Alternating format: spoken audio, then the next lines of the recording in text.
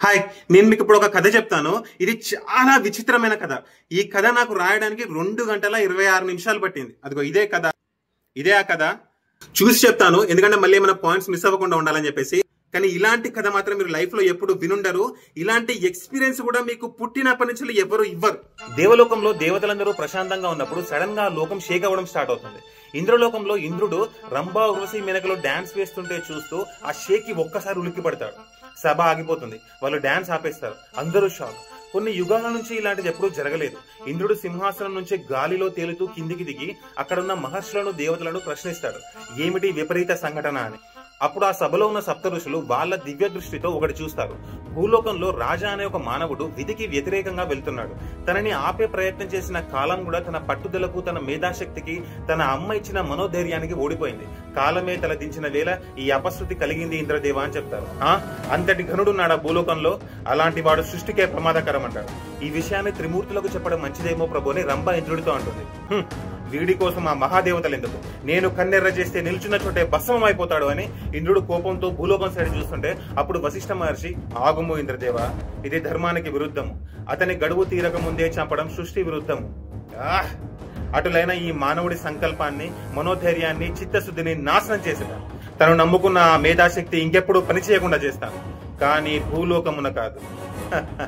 నన్నే భయపెట్టిన ఈ మానవుడిని నా ముందే అతలాకుతలం చేసి మనిషిగా పుట్టి విధిని ఎదిరించినందుకు తను పడే ఆ క్షోభని మన కల్లారా చూసేలా చేస్తాను. అప్పుడు ఉర్వశి అంటుంది, అది ఎలా ప్రభు? తను మానవుడు, మనం దేవతలు. చెప్తాను. అప్పుడు ఇంద్రుడు తన ఇంద్రాస్త్రాన్ని పట్టుకుని అడన్ అవలేకుత అప్యస్త నశ్చామి అంతరిగ్ధ సమస్యానం వాక్షుసలనం సద్వక్షేత్ర అని మంత్రం చదువుతాడు. భూలోకంలో వాళ్ళ అమ్మ అన్నం వండి పక్క రూమ్ లో పని చేసుకుంటున్న రాజాని అన్నం తింటూ రా అని పిలిస్తే పక్క రూమ్ లో ఉన్న రాజా సడన్ గా ఆ రూమ్ నుంచి మాయమవుతాడు. వాళ్ళ అమ్మ డోర్ ఓపెన్ చేసి అన్నమైందిరా అనబోతూ ఆగి ఏడి రాజా అని అటు ఇటు చూస్తుంది. రాజాని ఇల్లంతా వెతికి బయటకు వెళ్తుంది. బయట లేడు. ఫాస్ట్ గా రూమ్ లోకి వచ్చి ఫోన్ కాల్ చేస్తుంది. రింగ్ అవుతుంది. చూస్తే ఫోన్ రూమ్ లోనే ఉంది. అరే, ఇంతలోనే ఎటు వెళ్ళాడు అని కంగారు పడుతుంది. గడప దగ్గర నిల్చొని అద్దాలు పెట్టుకుని అటు ఇటు చూస్తుంది. అమ్మ ఊరికి కొత్త, ఎటు వెళ్లి వెతకలేదు. కట్ చేస్తే ఇంద్రలోకంలో అందరూ దేవతలు, మహర్షులు దివ్యమూర్తుల్లా వెలిగిపోతుంటే వాళ్ళ ముందు రాజా ఒక భూచక్రంలా ఫాస్ట్ గా తిరుగుతూ ఆగిపోతాడు. రాజా చాలా కష్టంగా స్పృహలోకి వచ్చి చూస్తే ముందు దేవతలు. ఏ మనిషి అయినా షాక్ అవుతాడు, లేకపోతే భయపడతాడు. కానీ రాజా మెల్లిగా నిల్చుంటాడు. కన్రెప్ప కొట్టట్లేదు. జీవితం తనని కొట్టిన దెబ్బలకి తన గుండె చాలా గట్టిదైంది. ఆ దేవతలను సూటిగా చూస్తాడు. ఏమీ మాట్లాడట్లేదు. కష్టకాలంలో, డేంజర్ టైంలో మైండ్ యూజ్ చేసి కామ్ గా ఉండి పరిస్థితులను అనలైజ్ చేసి యాక్షన్ తీసుకోవడం రాజాకి అలవాటు. రంభ, ఉర్వశి, మేనక ముగ్గురు రాజాని చూసి చిన్నగా స్మైల్ చేస్తారు. రాజాలోని తేజస్సు, ఒక మానవుడు ఎంత అందంగా, ధైర్యంగా మా ముందు ఎలా నిలబడ్డాడు అనే గొప్ప ఫీలింగ్ తో రాజాని చూస్తున్నారు. అత్రి మహర్షి రాజాతో అంటాడు, మానవ, నువ్వు ఎక్కడున్నావో తెలుసా? రాజా చుట్టూ చూస్తాడు. ఆ లోకం చుట్టూ, సాటర్న్ ప్లానెట్ చుట్టూ ఉండే సర్కిల్ లా ఒక మెరిసే రసాయనం పాస్ అవుతుంటుంది ఒక ఫ్లోలో. అందులో ఎన్నో వింతలు, విచిత్రాలు, గొప్ప గొప్ప అద్భుతాలు దేవతలకు కనువిందు కలిగేలా ఉన్నాయి. లోకంలో దేవతలు ఒక్కొక్కరు 9 feet ఉన్నారు. రంభ, ఉర్వశి, మేనకలు 6 feet ఉన్నారు. ఇంద్రుడు ఇంద్రాస్త్రం పట్టుకొని కోపంగా రాజాను చూస్తున్నాడు. రాజా అంటాడు, నాకు తెలియదు, మీరు ఎవరు? వశిష్ఠ మహర్షి ఏదో చెప్పబోతుండగా ఇంద్రుడు, మీరు ఆగండి అని, మానవ, కొన్ని యుగాల నుంచి మనుషులను పాలిస్తున్నాం. కానీ మాకెప్పుడూ ఎదురవ్వని సంఘటన నీ వలన ఈ వేళ ఎదురైంది. భూలోకంలో నీకు ఒక ఆశయం ఉంది కదూ అని వినగానే రాజా మనసులో అనుకుంటాడు, అంటే ఇది భూలోకం కాదా? ఎక్కడికి వచ్చాను? వీళ్ళు నిజంగా దేవుళ్ళా? అప్పుడు మేనక గట్టిగా నవ్వుతుంది. తనకు రాజా మనసులో అనుకున్నవి వినబడ్డాయి. ఇంద్రుడు కోపంగా మేనకను చూస్తాడు. ఆమె నవ్వాపుతుంది.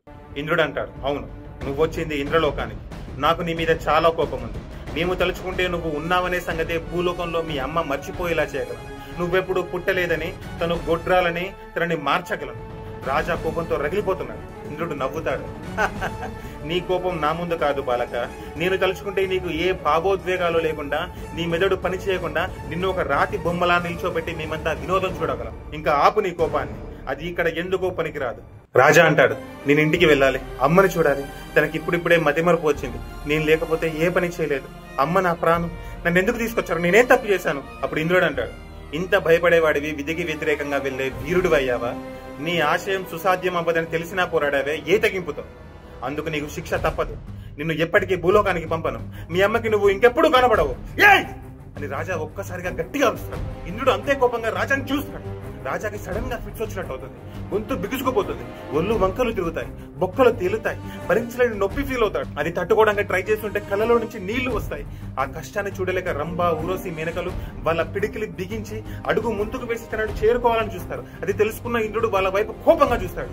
ఆ ముగ్గురు అక్కడి నుంచి ఎగిరి ఆ లోకంలో నుంచి గాలిలో తేలుతూ బయటికి వెళ్లిపోయి ఆ రింగ్ లో ఉన్న రసాయనం పైన నాట్యం చేయడం మొదలు పెడతారు. అప్పుడు ఇంద్రుడు అత్రి మహర్షిని అడుగుతాడు, ఇంతకీ భూలోకంలో ఇతని ఆశయం ఏంటి అని. తను తెర మీద ఒక గొప్ప నటుడై ప్రజలను ఆహ్లాదపరచాలనే ఆశయం పెట్టుకున్నాడు అంట. మరి అది ఎందుకు విధికి వ్యతిరేకమని ఇంద్రుడు అడుగుతాడు. తను కర్కాటక రాశిలో మకర లగ్నంలో పుట్టాడు. అప్పుడు చంద్రుడు అష్టమంలో, బుద్ధుడు మోక్ష స్థానంలో, శుక్రుడు 6వ ఇంట్లో రాహుతో కలిశాడు. రాహు శుక్రుని ఆధిపత్య రాశిలో ఉండి, శని 12వ ఇంట్లో సూర్యుడితో గంధాస్త స్థితిలో ఉండగా, కుజుడు 8వ ఇంట్లో వక్ర స్థితిలో ఉండి, గురువు 3వ ఇంట్లో శత్రు రాశిలో ఉండడం వల్ల ఇతనికి కళాత్మక యోగాలు లేవు. ఇంతటి నీచ స్థితిలో పుట్టిన మానవుడు ఇంతకి తెగించడమా? పేగు బలం ఇంద్రదేవ అని వశిష్ఠ మహర్షి అంటాడు. ఆ పేగు బలాన్ని, ఈ మేధాశక్తిని నాశనం చేయగల శక్తి ఈ ఇంద్రదేవుడికి ఉంది. మానవా, కాదు కాదు వీరుడా, విన్నావుగా నీ రాశిఫలం. ఇకనైనా నీ ఆశయం ఆపుకొని నిన్ను చేసింది తప్పు అని ఒప్పుకో, నిన్ను క్షమించి వదిలేస్తాం. కాదు కూడదు అంటే చెప్పానుగా, నీవు భూలోకానికి వెళ్ళలేవు. మీ అమ్మ నిన్ను మర్చిపోతుంది. అప్పుడు రాజా ఇంతకుముందు నొప్పిలో నుంచి కొంచెం తేరుకొని మెల్లిగా పైకి లేచి తన కడుపు నొప్పిలిస్తుంటే పట్టుకుని అంటాడు, దేవతలు కూడా చాలా సార్లు శాపగ్రస్తులయ్యారు. అప్పుడు ఒక్క అవకాశం ఇవ్వండి అని మీరు బతిమిలాడితే మీకు శాప విమోచనం కూడా చెప్పారు. అలాగే నాకు ఒక అవకాశం కావాలి. మీరు ఏ పరీక్ష పెట్టినా సరే నేను నా మేధాశక్తి ఉపయోగించి గెలవకపోతే నా జీవితంలో ఇంకెప్పుడు నటుడిని అనే మాట ఎత్తను, ఎప్పటికీ మర్చిపోతాను అని గట్టిగా అరుస్తాడు. ఆ అరుపు తన గుండె లోతుల్లో ఎక్కడ నుంచి వచ్చిందంటే ఆ పవరికి, ఆ రసాయనం రింగు పైన నాట్యం చేస్తున్న రంభ, ఊర్వశి, మేనకలు కూడా అది విని ఆగిపోతారు. ఒకరినొకరు చూసుకుంటారు, బాధపడతారు. ఇంద్రుడు ఆలోచిస్తున్నాడు రాజా ఛాలెంజ్ కి. మహర్షి అంటాడు, ఇది సబబుగానే ఉంది ఇంద్రదేవ. తన శక్తితోనే కదా ఇంద్రలోకం కంపించింది. మరి తనను నిజంగా ఓడించే సమస్యని ఏదైనా సృష్టించండి. అందులో ఓడిపోతే తను ఇంకెప్పుడు తన ఆశయ సాధన కోసం పోరాడాడు. అప్పుడే అది సృష్టి ధర్మం అవుతుంది అంటాడు. సరే అని ఇంద్రుడు అంటాడు. మా దేవలోకంలోనే నటన మొదలైంది. నటనలో ఉత్తీర్ణులైన సునంద, ఆదికేసి, ప్రవ్యక్త, మంజిల, రథ విలాస అని 5 పేర్లు చెప్పగా 5గురు దేవతలు ప్రత్యక్షమవుతారు. ఈ 5గురిని నువ్వు నటనలో ఓడించగలిగితే అప్పుడు నీకు విముక్తి కలుగుతుంది. ఆ 3 మగ దేవతలను 2 ఆడదేవతలను చూసి రాజా, నేను ఈ సవాలుకి అని అనబోతుంటే, అంతేకాదు ఒకవేళ నీవు ఓడిపోతే 1 గంట వలె ఆ రసాయనం మీద ఉంటూ సమయానికి గంట వలె యుగ యుగాలు మోగుతావు. దీనికి నీకు సమ్మతమేనా అంటాడు. రాజా ఆలోచించకుండా సరే అంటాడు. అప్పుడు అత్రి మహర్షి ఏదో ప్రమాదం శంకిస్తాడు. తన దివ్య దృష్టితో రాజా ఓడిపోవడం చూస్తాడు. మహర్షి కళ్ళలో చిన్న బాధ. అహో, ఒక మానవుడి తెగింపు తనని అంత దారుణానికి గురి చేస్తుందా అని ఎక్కడో చిన్న బాధ. అప్పుడు ఇంద్రుడు మహర్షి వైపు చూస్తాడు. మహర్షుల వారు మన్నించాలి, అతను ఓడిపోయాడని నేను కూడా చూశాను. కానీ విధిని, కాలాన్ని, సృష్టిని కాపాడేందుకు నాకు తప్పలేదు అంటాడు. అప్పుడు మహర్షి సరే అనుకుంటాడు. ఇంకా నాటకం మొదలు. అప్పటి నుంచి ఇదంతా గమనిస్తున్న ఇంద్రదేవుడి సతీమణి సచీదేవి కళ్ళల్లో ఎక్కడో చిన్న బాధ, పేగుబంధం గుర్తొచ్చింది. కానీ ఇంద్రుడికి వ్యతిరేకంగా తను ఏమీ చేయలేదు. రాజా సచీదేవిని చూస్తాడు, ధైర్యం సన్నగిలుతుంటే. అప్పుడు సచీదేవి తలదించుకుంటుంది, తన కళ్ళల్లోకి సూటిగా చూడలేక. అప్పుడు ఇంద్రలోకంలోనే ఉన్న దేవతల ఆర్కిటెక్ట్ విశ్వకర్మ నాటకానికి సరిపడేలా స్టేజ్ ని సిద్ధం చేస్తాడు. ఇక్కడ భూలోకంలో అమ్మ గడప దగ్గరే అద్దాలు పెట్టుకుని కూర్చొని రాజా కోసం వెయిట్ చేస్తుంది. కళ్ళల్లో నీళ్లు తిరుగుతున్నాయి. ఇంద్రలోకంలో రాజా అద్భుతమైన స్టేజ్ కళ్ళ ముందు తయారవుతుంటే చూస్తున్నాడు. ఆ 5గురు నటించే దేవతలు ఏ టెన్షన్ లేకుండా కామ్ గా గమనిస్తున్నారు. ఇదే టైంలో రంభ, ఊర్వశి, మేనకలు ఒకప్పుడు సచీదేవిని చాలా బాగా అలరించినందుకు ఆవిడ ముగ్గురికి ఒక మంత్రం చెప్తుంది.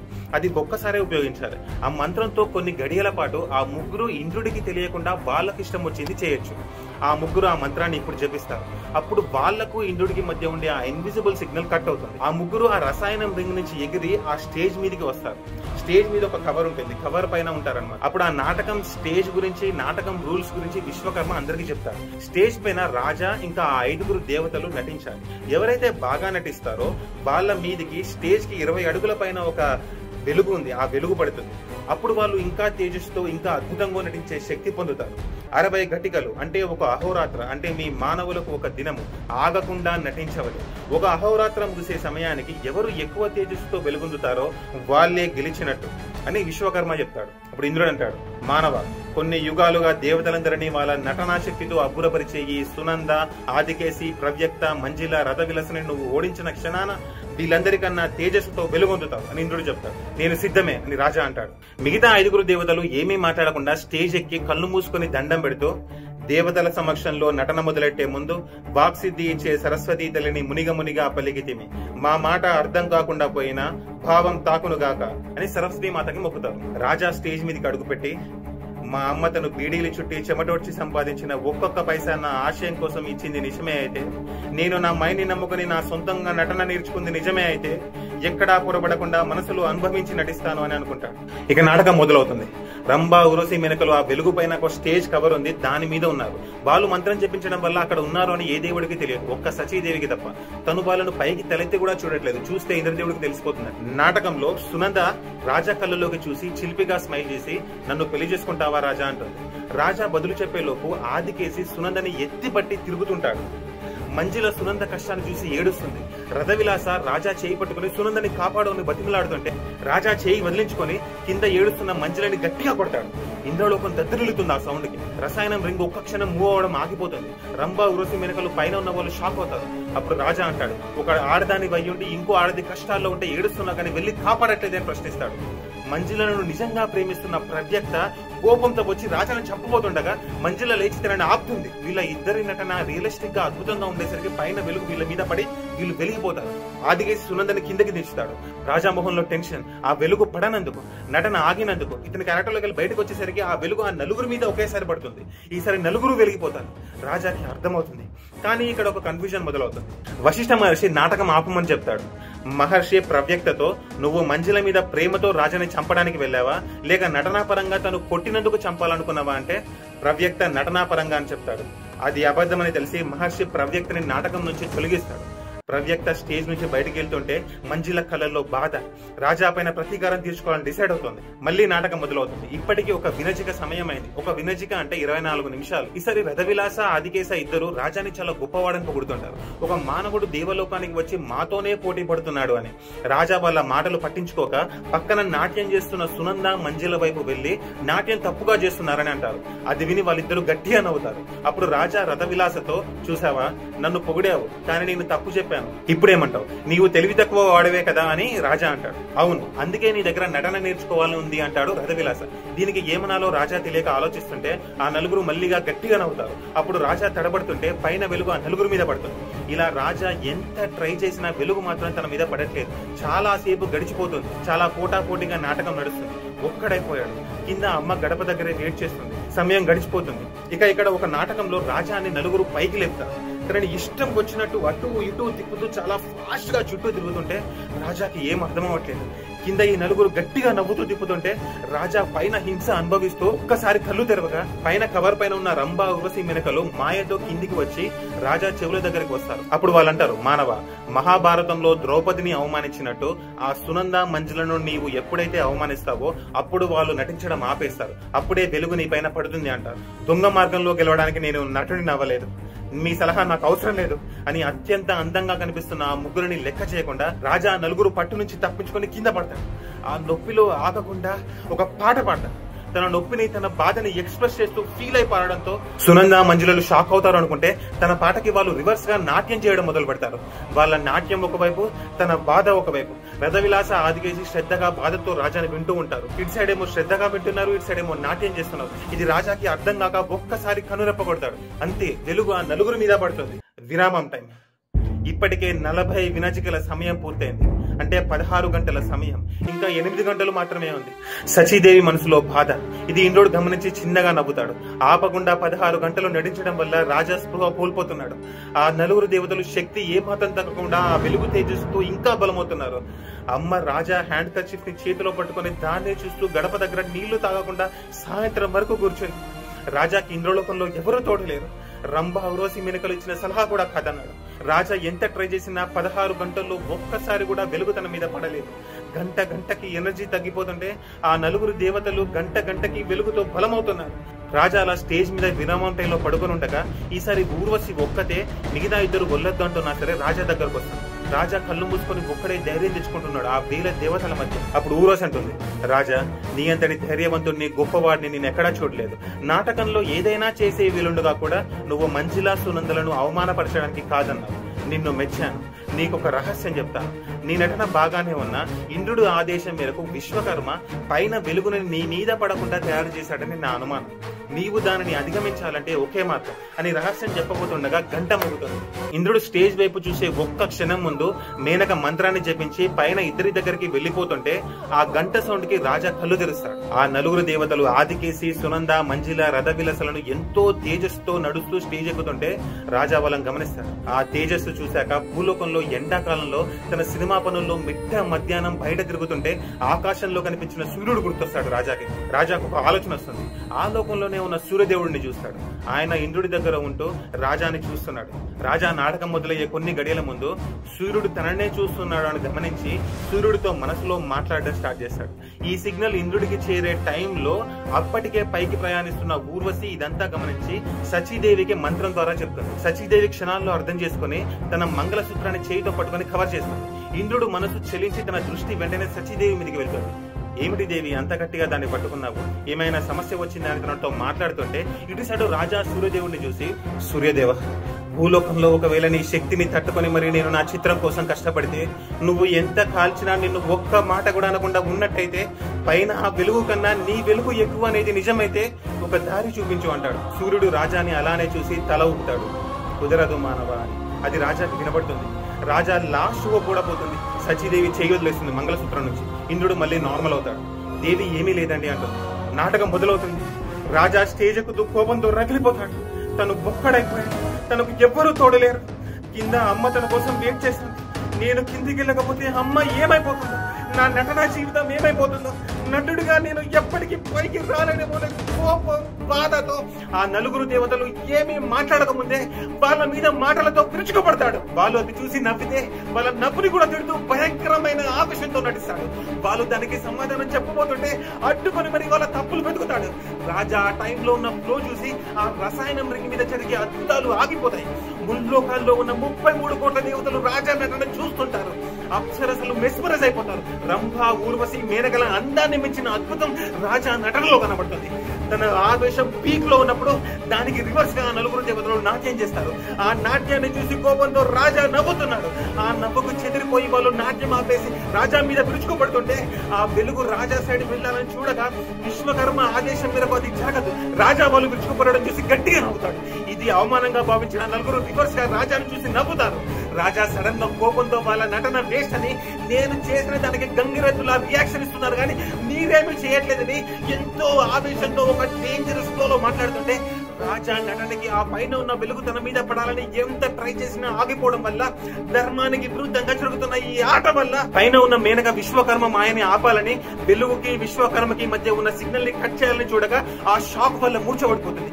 ఇది చూసి రంభ తన అందాలతో విశ్వకర్మని ఆకట్టుకోవడానికి మాయ ప్రయత్నించగా విశ్వకర్మ చలించాడు. రంభ తన పవర్ కోల్పోయి తను కూడా నొప్పితో మూర్చబడిపోతుంది. ఇక్కడ రాజా నటనలో తన ఆవేశంలో తన గుండె ధైర్యంతో తెగింపుతో చేసిన నటన చివరి వినాశకాకి చేరింది. నలుగురు వర్సెస్ రాజా పోటీగా సాగుతుంది. వెలుగు నలుగురి మీద కూడా పడట్లేదు, రాజా మీద కూడా పడట్లేదు. ఇంకా 24 నిమిషాలు మాత్రమే ఉంది. ఈ టైంలో రాజా ఒక్కసారిగా ఎంతో హానెస్టీతో ఫీల్ అయ్యి ఆ నలుగురు వైపు ఒక్క చూపు చూస్తాడు. ఆ పవర్ ఏ రేంజ్ లో ఉందంటే లోకం చుట్టూ ఉన్న ఆ రసాయనం ఒక్కసారిగా దగ్గరకు వస్తుంది. రాజా గుండెలో నుంచి ఒక తెలియని శక్తి ఆ స్టేజ్ నుంచి పైకి వెళ్తుంటే స్టేజ్ పైన కవర్ ఆపేస్తుంది. కవర్ మీద ఉన్న ఊర్వశి తన ప్రాణం అంకితం చేసి ఆ కవర్ లో విలీనమై ఒక హోల్ క్రియేట్ చేస్తుంది. ఆ హోల్ లో నుంచి రాజా శక్తి ఒక్కసారిగా పోర్తో పైకి వెళ్లి ఆ రసాయనం రింగ్ లో కలిసి ఆ లోకం చుట్టూ ఒక గొప్ప సూర్యుడు లాంటి కొత్త వెలుగు తయారవుతుంది. అప్పటికే రంభ మెనకలకు వెలుగు వస్తుంది. సచీదేవి కళ్ళలో చిన్న ఆనందం, ఇంద్రుడు మిగతా దేవుల కళ్ళలో కన్ఫ్యూజన్. విశ్వకర్మకి ఏమో అర్థం అవ్వట్లేదు. నాటకం ముగియడానికి ఇంకో 10 సెకండ్లు మాత్రమే ఉండగా ఆ ఇంకో సూర్యుడు లాంటి వెలుగు ఒక్కసారిగా అద్భుతంగా నడుస్తున్న రాజా మీద పడుతుంది. ఒక్కసారిగా రాజా ఎంతో తేజస్తో వెలుగుతాడు. ఆ తేజస్సు ఏ రేంజ్ లో ఉందంటే అక్కడ ఉన్న దేవతలందరూ షాక్ అవుతారు. మిగతా నలుగురు దేవతలు అద్భుతంగా చూస్తారు. సమయం ముగిసింది, నాటకం అయిపోయింది. ఇంద్రుడు రాజాని చూసి చప్పట్లు కొడతాడు. దేవతలందరూ చప్పట్లు కొడతారు. ఈ చప్పట్ల శక్తికి, ఆ వెలుగు శక్తికి ఊర్వశికి మళ్ళీ ప్రాణం వస్తుంది. ఇంద్రుడు రాజాని చూసి, భలే రాజా, భలే, అద్భుతం, గుండె ధైర్యం, తెగింపు, మేధాశక్తి ఉంటే విధిని జయించని నిరూపించాడు. సచీదేవి కళ్ళలో సంతోషం. రంభ, ఊర్వశి మేనకల మంత్రం పనిచేయడం ఆగిపోతుంది. వాళ్ళు మళ్ళీ కింద ప్రత్యక్షమవుతారు. రాజా దేవతలందరినీ చూసి చిన్నగా స్మైల్ చేస్తాడు. వశిష్ఠ మహర్షి వచ్చి, నీ పుట్టిన రాశి ఫలాన్నే మార్చే శక్తిని సంపాదించావు, ఒక్క నీ మేధాశక్తి వల్ల, మీ అమ్మ ఇచ్చిన మనోధైర్యం వల్ల. ఆ తల్లి నిజంగా గొప్ప తల్లి. ఈ పరీక్ష వల్ల మేము ఎప్పుడూ చూడని నటన చూసాము అంటాడు. మిగతా 5 నటించే దేవతలు కూడా రాజాని పొగుడుతారు. రాజా నవ్వడు, గర్వపడాడు, ఒక్కటే మాట అంటాడు, నేను ఇంటికి వెళ్ళాలి, అమ్మని చూడాలి. ఇంద్రుడు అంటాడు, తప్పకుండా. నీ ఆశయ సాధనకి మేము సహాయం చేయకున్నా అనవసరమైన ఆటంకాలు మాత్రం కలగజేయం. ఇక నువ్వు నటుడివి అవుతావా లేదా అనేది నీ మీదే ఆధారపడి ఉంటుంది. ఇక్కడ నువ్వు చూపించిన సాహసం భూలోకంలో కూడా చూపిస్తే నీకు తిరుగుండదు. ఇప్పుడే నిన్ను మీ అమ్మ దగ్గరికి పంపిస్తున్నాను. రాజా ఒక్కసారి ఆ ముగ్గురితో మాట్లాడచ్చా అని ఇంద్రుడిని రంభా, ఊర్వశి, మేనకల వైపు చూసి అడుగుతాడు. సరే అంటాడు ఇంద్రుడు. రాజా వాళ్ళ ముగ్గురు దగ్గరికి వెళ్లి ఊర్వశిని చూసి, మీరు ఒక రహస్యం చెప్పాలి అనుకున్నారు కదా, అప్పుడు అదేంటి అని అడుగుతాడు. ఊర్వశి రాజా చెవి దగ్గరికి వచ్చి, అది రహస్యం అని చిన్నగా నవ్వి రాజా చెంప మీద ముద్దు పెట్టి వెనక్కి వెళ్తుంది. చాలా ప్రౌడ్ గా, కళ్ళల్లో సంతోషంతో నవ్వుతూ ఊర్వశి రాజాను చూస్తుంది. రాజా చిన్నగా స్మైల్ చేసి, భూలోకంకి వెళ్ళాక మీ ముగ్గురు నాకు గుర్తుండరు, ఈ ముద్దు కూడా గుర్తుండదు, కానీ మీ ముగ్గురు నా కోసం చేసిన సహాయం మీకు గుర్తుంటుంది. ఈ రాజా సూపర్ రాజా అవుతాడు, గుర్తుపెట్టుకోండి. మీ ముగ్గురు నిరుత్సాహపడే పని ఏది చేయరని మాత్రం మాటిస్తున్నాను అంటాడు. వాళ్ళ ముగ్గురు ఒక్కసారిగా రాజాని గట్టిగా హాగ్ చేసుకుంటారు. వాళ్ళ కళ్ళలో నుంచి నీళ్లు వస్తాయి, ఎమోషనల్ అవుతారు. రాజా వాళ్ళకు బాయ్ చెప్పి ఇంద్రుడి ముందు నిల్చుంటాడు. సచీదేవిని ఒక్కసారి చూస్తాడు. ఆవిడ చిన్నగా తల ఊపుతుంది సంతోషంతో. ఇంద్రుడి ఆదేశంతో రాజా అక్కడ మాయమయ్యి సడన్ గా తన రూమ్ లో ప్రత్యక్షమవుతాడు. తన డెస్క్ ముందు నిద్రపోతున్నాడు. మెలకు వస్తుంది. టైం చూస్తే రాత్రి 7:54 అవుతుంది. ఏంటి ఇంతసేపు పడుకున్నానా అని లేచి రూమ్ బయటికి వెళ్లి చూస్తే అమ్మ గడప దగ్గర కూర్చొని ఉంది. అమ్మ అంటాడు. అమ్మ షాక్ తో వెనక్కి చూస్తుంది, రాజాని చూస్తుంది. లేచి వచ్చి రాజాని గట్టిగా పట్టుకుంటుంది. ఎక్కడికి వెళ్ళారా? నేను రూమ్ లోనే పడుకున్నా, డెస్క్ దగ్గర అంటాడు. అవునా, నాకు కనిపించలేదు, నేను వచ్చి చూస్తే. అమ్మా నువ్వు అలసిపోయి ఉంటావు, ఇంట్లో పనులన్నీ చేసి. నేనెక్కడికి వెళ్ళా, ఏదో పని చేస్తూ నిద్ర వస్తే డెస్క్ దగ్గరే పడుకున్నా అంటాడు. అవునా, నా మతి మండ, అద్దాలు పెట్టుకొని చూస్తా అయిపో. నువ్వు ఎక్కడికి వెళ్ళావు అని పొద్దు నుంచి గడప దగ్గరే ఉన్నా గానీ ఒక్కసారి రూమ్ మొత్తం మంచిగా ఎత్తుకలే. ఓరిని, సరే పద అన్నం తిన్నా. అయినా ఇంతసేపు పడుకున్నావు ఏందిరా అంటాడు. అని వాళ్ళు మాట్లాడుతూ లోపలికి వెళ్తారు. ఇద్దరు కూర్చొని అన్నం తింటుంటే రాజా సైడ్ వ్యూలో తన రైట్ చెంప మీద ఒక లిప్స్ షేప్ లో, పెదాల షేప్ లో చిన్న మెరుపు కనబడుతుంది. ఒక పుట్టు మచ్చల. చాలా డీప్ గా చూసే తప్ప ఎవరికి కనబడదు. ఇక రాజా హాయిగా అమ్మతో భోజనం చేస్తూ చెప్తాడు, మన సినిమా డిస్ట్రిబ్యూటర్స్ కి చూపించాలమ్మా, మంచి థియేటర్స్ లో రిలీజ్ అవుతే నీ కొడుకు ఖచ్చితంగా స్టార్ హీరో అవుతాడు, సూపర్ రాజాగా వెలిగిపోతాడు అంటాడు. నీ మీద ఆ వెలుగు పడాలని కోరుకుంటున్నారా అంటారు అమ్మ. వెలుగు పడకపోతే మనమే పడేలా చేసుకుందామమ్మా, హీరోగా వెలగడం మాత్రం కన్ఫర్మ్ అని నవ్వుతుంటే ఫ్రేమ్ ఫ్రీజ్ అవుతుంది.